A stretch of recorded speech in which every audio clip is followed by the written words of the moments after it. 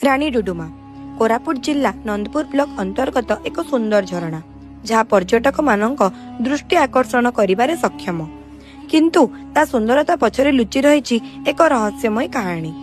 आगरू जयपुर राजवंशर राजधानी थिला नंदपुर।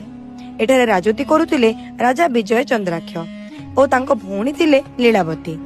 राजा दिने शिकार करबाकू जाइथिले। से समय रे लीलावती झरणारे गाधोउथिले। राजा फेरिबा बेले पहाड़ उपरु लीलावती को अस्तव्यस्त अवस्था देखि निज आसीबार संदेश देबा पई गोटिए तीर मारिथिले।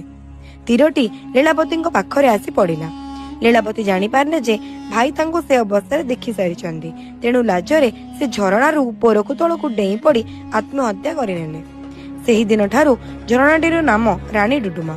पाख गाँ लोक कहती आज भी राणी मुंड एवं कंकाल सेठारे अछि और तांको बाळ झरणा जल रे भासे। कौन आपण केबे रानी डुडुमा बुलिबाकू जाइचंदी कमेंट रे निश्चय जणांतु। आ आपणक लोकालिटी रे जदि किछि एमिति स्टोरी अछि हमकु डीएम करियाको बिल्कुल भूलंतुनी। एमिति ही इन्फॉर्मेटिव वीडियोस पई चैनल टी को लाइक करंतु, शेयर करंतु एवं फॉलो करिनियंतु।